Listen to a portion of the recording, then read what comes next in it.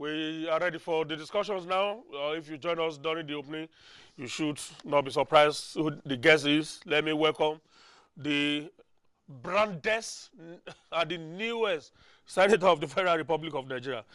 See, a lot of people have accused me of being unnecessarily zealous when it comes to your matters.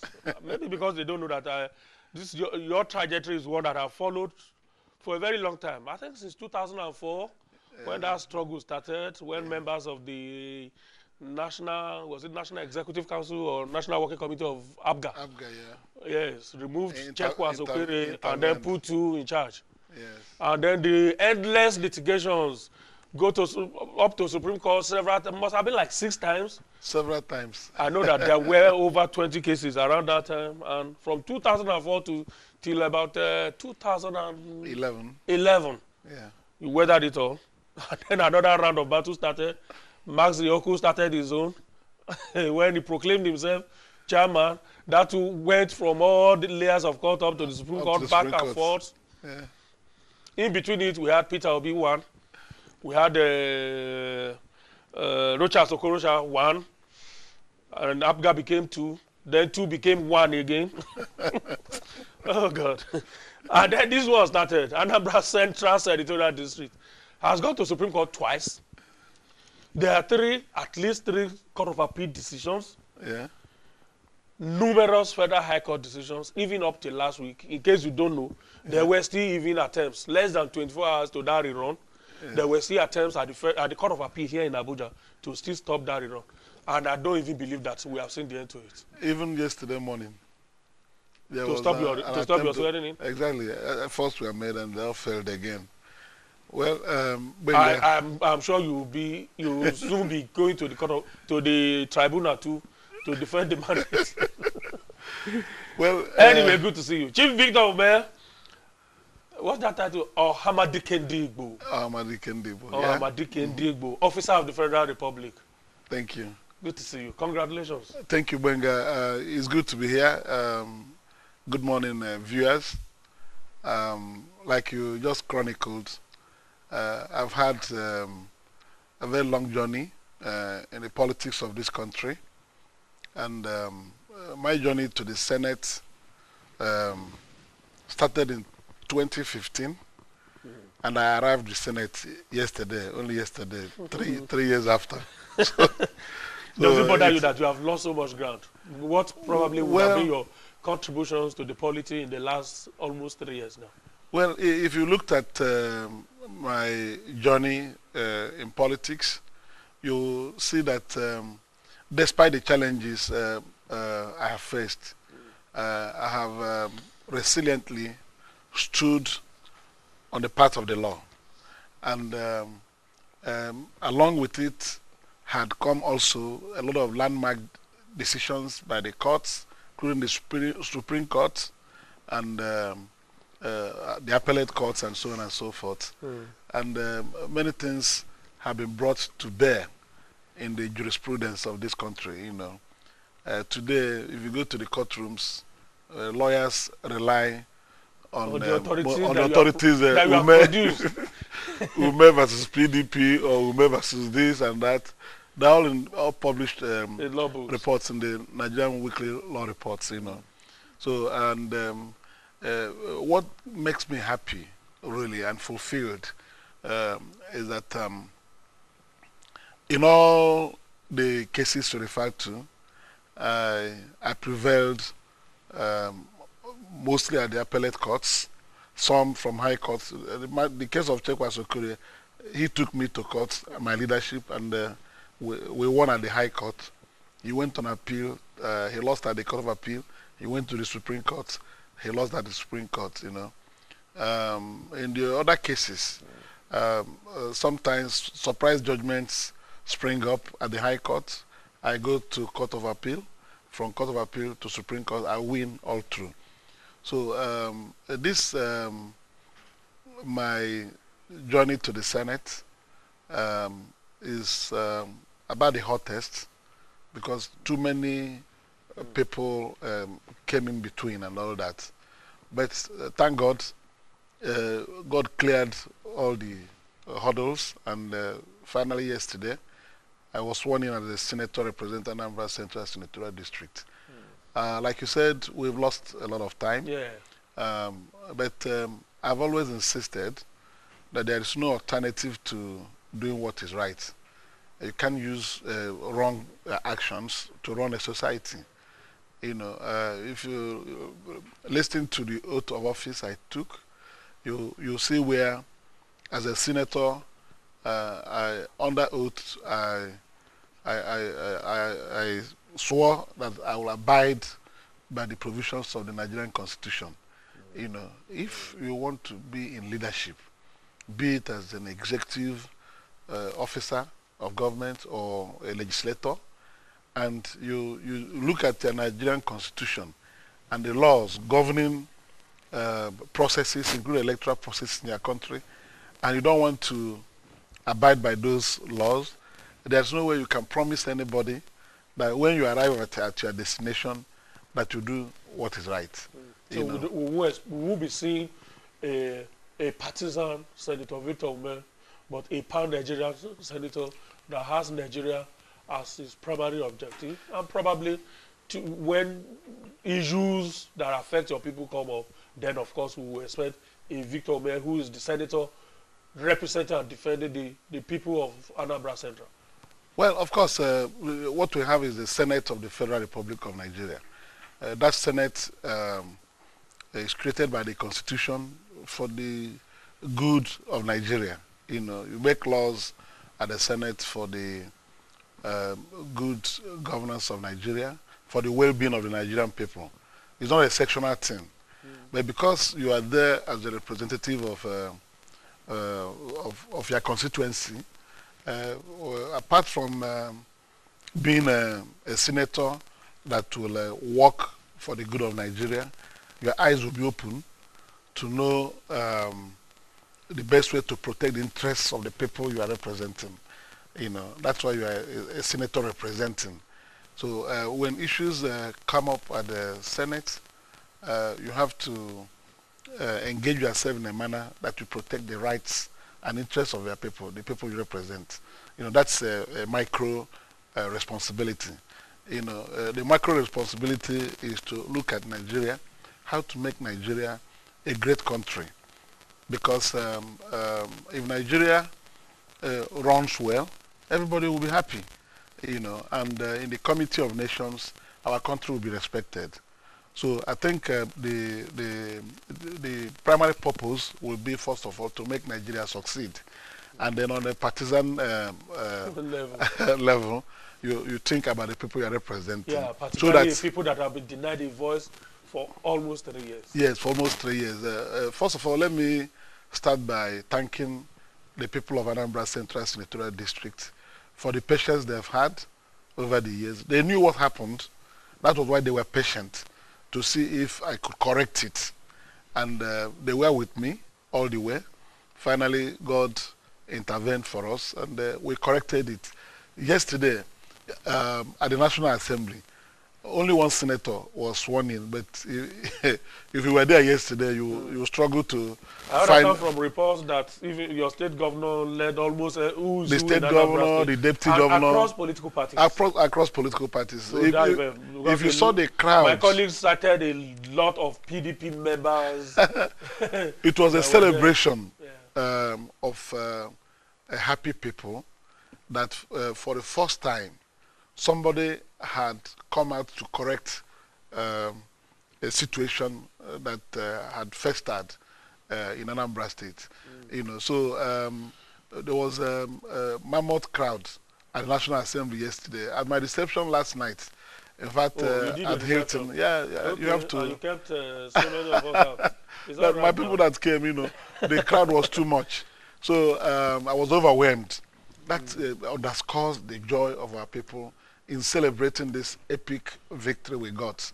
And finally that I was able to get through to the Senate, and I was sworn in yesterday. Reports back home in the papers I read this morning, wild jubilation all over the state, not just Anambra Central Senatorial District. People declared free drinks and all that. So that is to show you that our people persevered and were patient to wait for yesterday to come, and it came. All right. Some people are already giving you new titles. Let me read some of the tweets to you. Maybe you will want to own them or disown them. Ejimbe Bernard says, congratulations to our newest senator, distinguished senator, Victory, Umeh. He says, you don't even be Victor. It's Victory, Umeh. My name is Victory. Or Hamadike Global. Hey. Yeah. At last, Anambra Central will have a vibrant and constructive representation in the upper chambers. And then Cecilia Okoroma is saying, Anambra Rerun, as great admirer of your analytical program, Dr. Obiora must apologize to you for his political radicalism. Obiora is my friend. There's nothing to apologize about. He was entitled to pursue his case with such venom. But what I probably frowned at that day was his predisposition not to even allow me lead the discussions constructively. That's just the only problem. Otherwise, the public was the one that was denied the opportunity of appreciating all the issues that day. For me, as a person, nothing lost. Yeah. Yes, this certainly places a lot of responsibility on you. So much. If the people back home across political divides are already looking up to you and all of that. Before you came in, the 8th Senate had already developed the legislative agenda. Yeah. And I'm knowing you for who you are, I know you too well, you would have studied that agenda, probably developed a template of your own. So what legislative agenda, a Victor Umeh legislative agenda in the Senate are we expecting within the last 1 year that is left for you to make an impression? Well, first of all, as a senator, I'm bound by the legislative agenda set by the current leadership of the Nigerian Senate. And for me to be a good senator, first of all, I have to be loyal to the Senate leadership. They've been doing a lot of work.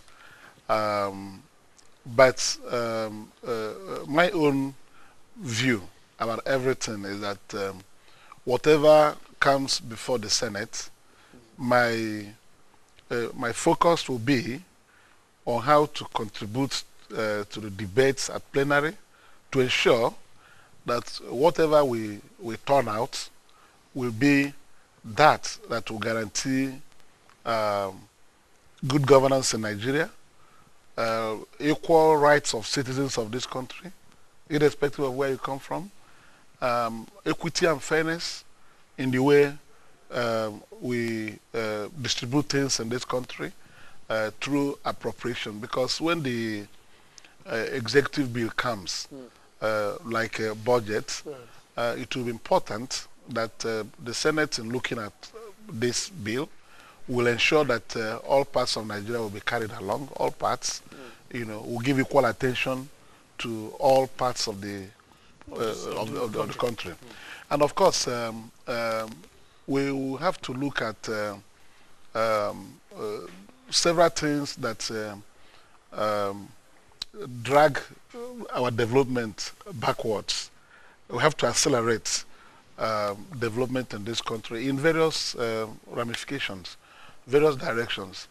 Our youths will need to be properly provided for so that they can grow to become good citizens and take over leadership over time. We have to strengthen institutions, particularly democratic institutions. That is why. Which ones come to your mind? The courts or the electoral system? There are several institutions in Nigeria today, and from experience, many of them have not been strengthened enough to do their duties. The Electoral Commission, for example, is one institution that has improved greatly in recent time, because the only thing that will make an institution falter in the state of its responsibilities is when the institution becomes pliable. You abandon the laws establishing you, give up your powers in the discharge of your duties, and begin to take dictations if you are an independent organization like Independent National Electoral Commission. What we have witnessed recently gives hope that the Electoral Commission is positioning itself to do its job according to the constitution and the laws governing its processes, you know. Otherwise, I wouldn't have been sitting here as a senator. Has the electoral body then, INEC, Yeah. earned the right to be given more supervisory powers, particularly over political parties, as regards how political parties even conduct their own affairs, obey their own rules and all of that? Because all you have now is that all the INEC has is just a right to view. Yeah. A right to view how political parties do things, and look at it vis-a-vis the guidelines for doing those things, and even when those things are done a complete contradiction of the rules, INEC doesn't have the power to do anything.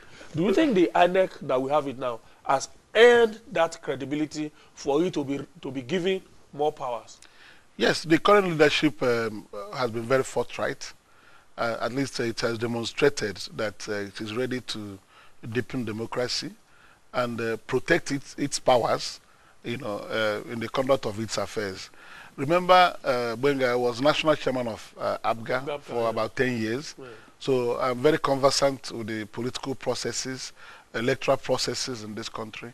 I know that INEC as an institution needs to be strengthened and given more powers to be able to discharge its functions, you know. The will to do the right thing, I have found it in the current leadership, not just because I succeeded because of its non-partisanship, but complete obedience to the laws of this country, you know.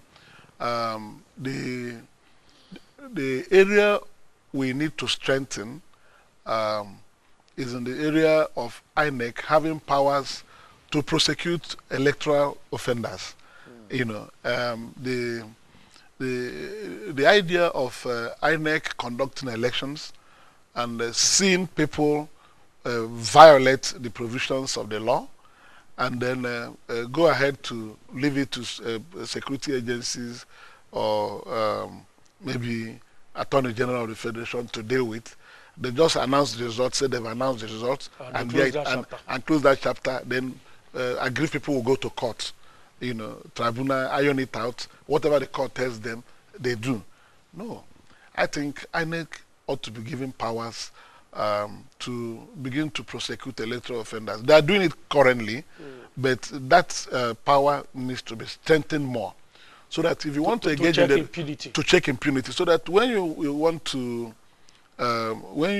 engage in elections, you will not only be afraid of the laws, you have to also be afraid of the umpire, the INEC, yes. Because they will know when you run foul of the law. Yes. You know, this idea of, for example, this section 871 of the Electoral Act saying that any political party seeking to participate in any election that will be conducted under the Act must nominate a candidate through the conduct of primaries. You know, the Electoral Act went on to say if you are aggrieved, if you are an aspirant, you go to court. To seek redress. To seek redress. Then INEC will always be involved in all the processes because Section 85 of the Electoral Act empowers INEC to monitor the primaries of all political parties. In fact, meetings where decisions in political parties are made.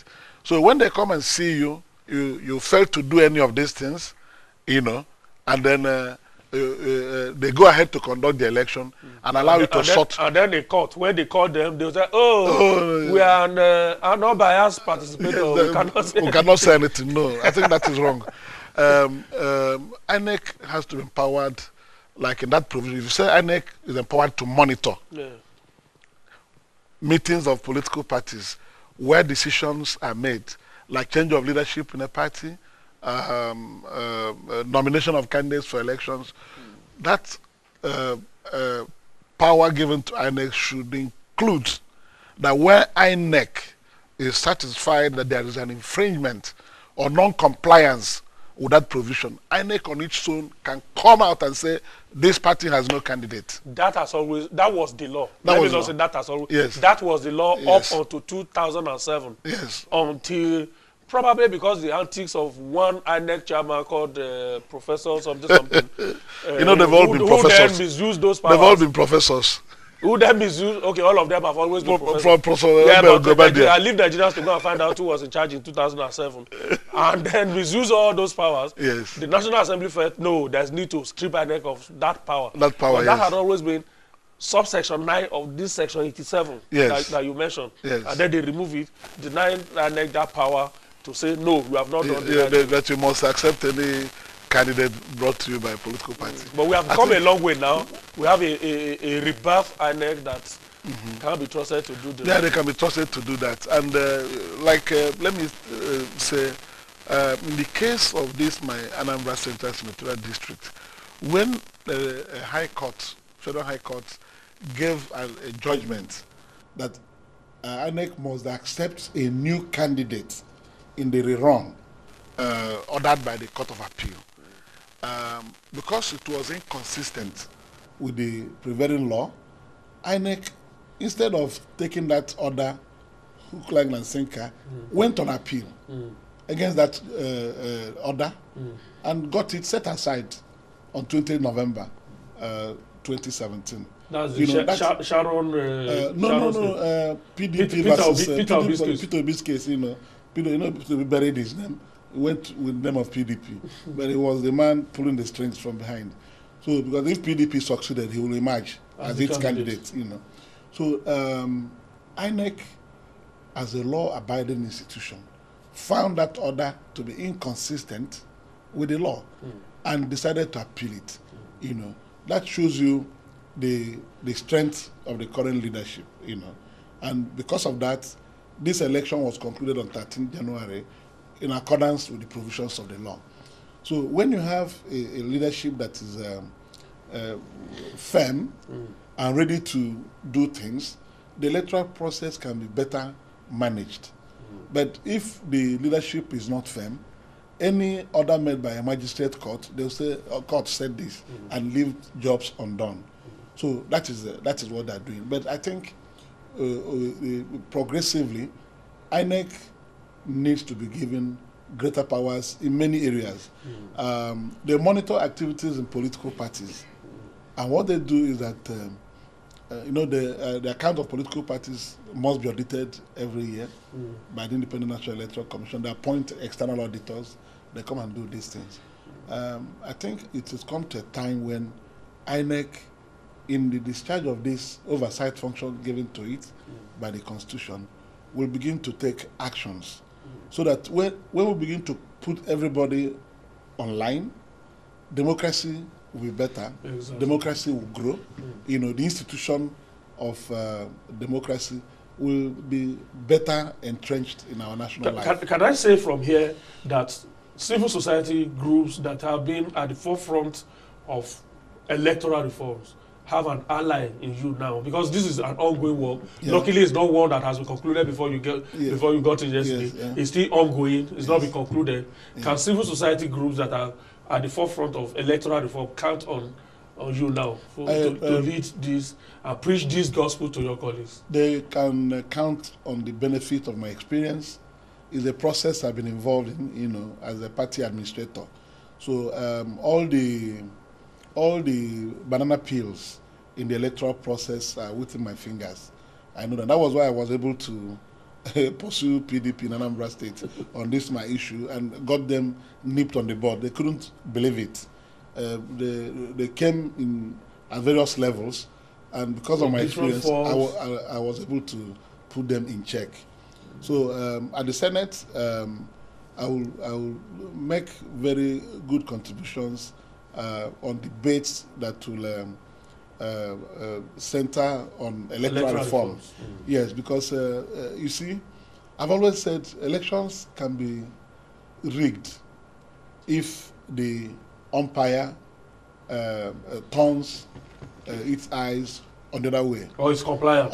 Yes. As national chairman of APGA, all the sessions we had on that centered on management of our electoral processes, I had always been shouting on the use of ad hoc staff to conduct elections. Most elections have been messed up in this country in the past by ad hoc staff. By ad hoc staff, I mean people who are not permanent staff of the Independent National Electoral Commission. Ad hoc staff are recruited from either universities, polytechnics, from outside. In fact, there was a time ordinary people were recruited, not even people with verifiable means of employment. There was a report that even politicians were submitting lists of people that should be incorporated as ad hoc staff. In fact, that was the practice. That was what we suffered. You know, our opponents had always, in other words, our opponents had always had the opportunity of sending lists of ad hoc staff to the commission, and those people will be used. Like in my own election in 2015, the supervisory presiding officer for my own ward is a blood sister of my opponent. You know, if you saw the list of ad hoc staff that worked in this election in 2015 in Anambra Central Senatorial District, you say sorry. You know, friends of my opponent were put as collation officers everywhere. You know, so that it was easy for them to shut down the process. We wouldn't know where they disappeared to.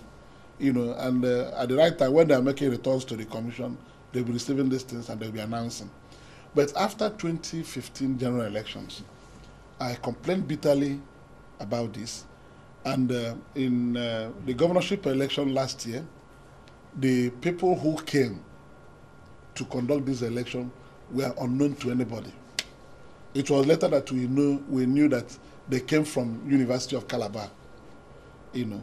So the politicians had no access to this ad hoc staff. When you are busy speaking Igbo to them, they just pretend not to understand. They'll put their head straight. You know. apart from that, you know, when I was sure that we were going to have a credible governorship poll, because I was shouting about ad hoc staff, nobody knew where the ad hoc staff would come from. Unlike before, they were taking them from local institutions like Nanda Azikiwe University or federal institutions around. So politicians will be struggling to go and recruit people they will put in INEC. But I tell you that even at the eve of the election, those who contested for governorship of Anambra State on 18 November 2017 didn't know where the ad hoc staff would come from, apart from youth corpers that were just poll clerks, you know.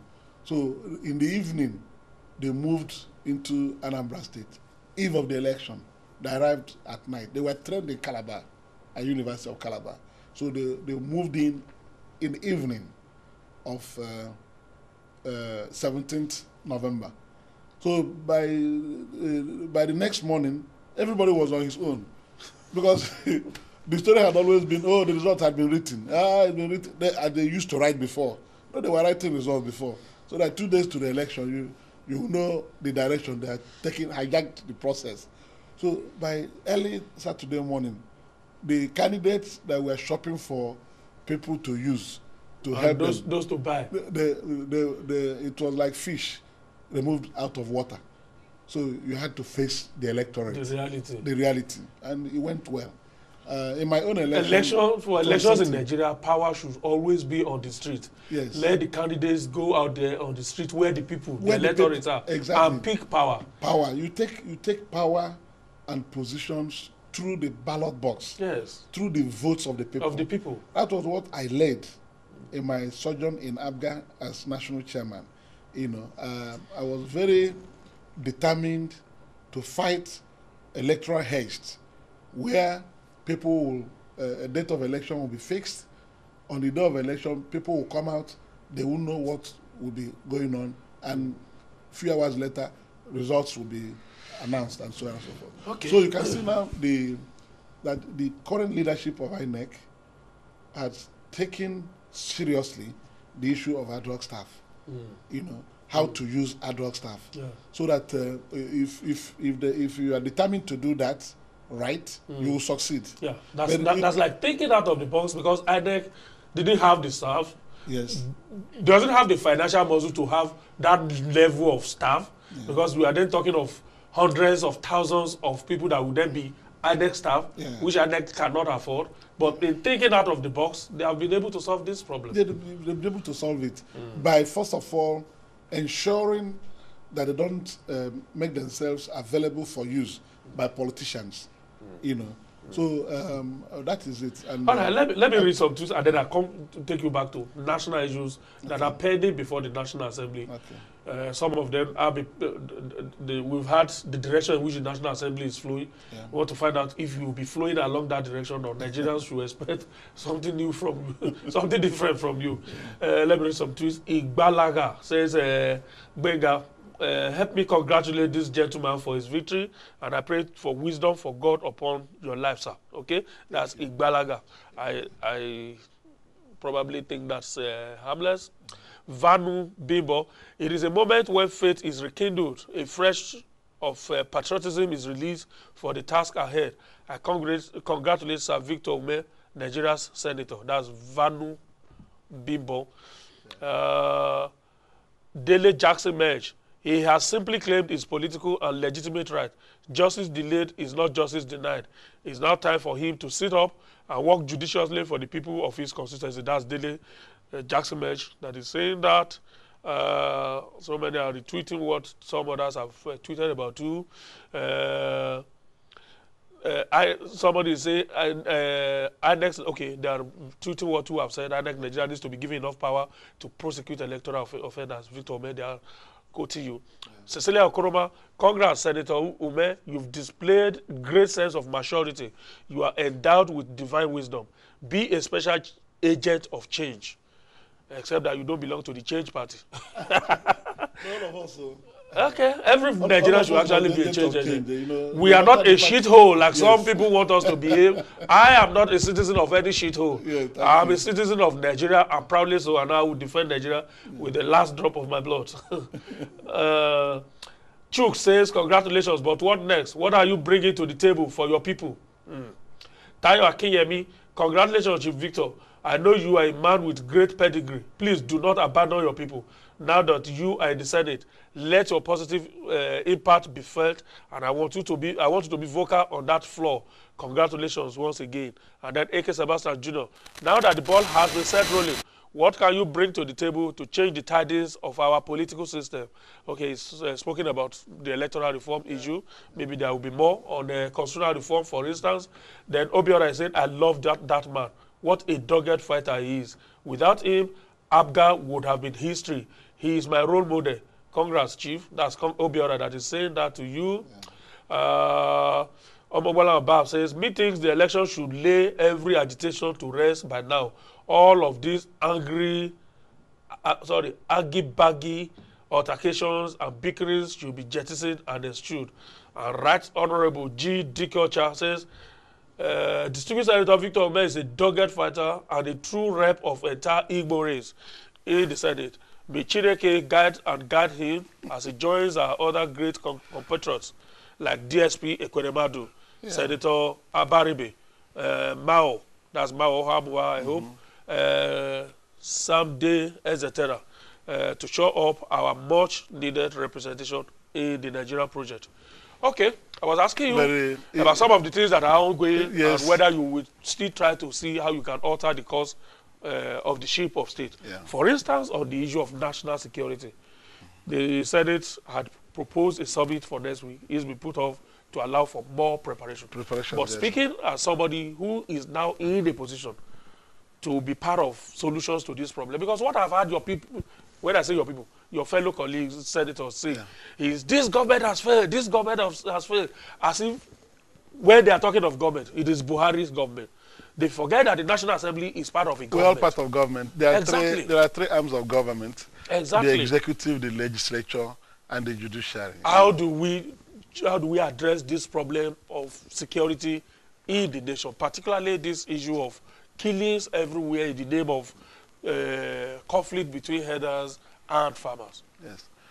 You see, it is a collective responsibility, you know, and you've just read a few statements by those who are watching me over time, and I want to assure them that I will remain the same victim that I used to know. I cannot run away from the truth. Anything that affects the stability of this country, I'll put my voice in finding ways those problems can be, contained. I've spoken about strengthening the country, and one way to strengthen the country is by being even-handed. I've said it severally, and reworking our systems in a manner that will make real progress. Things that will remove agitations and conflicts across the country. We must be truthful to ourselves and stop playing ostrich to in very critical national issues that will threaten the corporate existence of Nigeria. Because when people begin to lose faith in their country, there's no point saying you are presiding over a country where you have so much disaffection. There are several divides in all issues. Something will just happen. People will align either through religion or tribe or things like that. You can make Nigeria a God has made us already a multi-tribe country. We have different religions. It's a secular state. But if we guarantee equal citizenship rights in Nigeria, no matter where you come from, no matter the religion you profess, you will have faith in your country. And that's what's happening in America today. Where America first. America, yes. So everybody in America wants to be an American. If you go there, America is just an example of Nigeria. There are so many people in America, Latin Americans, Anglo-Americans, all kinds of people are in America today. And because of their immigration policy too, many people have migrated to America. So you have a very big mix of citizens, but everybody looking up to the country that anytime you attack America, they will close ranks and defend their country. I don't think you can say that of Nigeria today now, because if you attack Nigeria, people will view it from different prisms. Instead of rallying around to defend the country called Nigeria, you see discordant tones. And it's very easy to do this by being egalitarian. You see an issue, you tackle it the way it should be tackled, because injustice is injustice everywhere, no matter who it affects. So we work towards removing injustice in our system. We must do that. And then those issues that confront Nigeria, those agitations that confront Nigeria, we must look at why those agitations are there in the first place.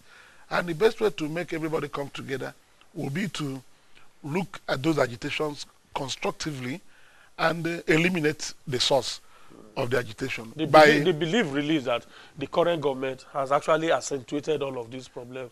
Not that they are fresh problems, they've always been with us, but has accentuated the problems because of its handling of such matters. It's believed that he's looking at all of these problems from the prism of is my people versus the rest of Nigeria, or the rest of Nigeria trying not to understand my people.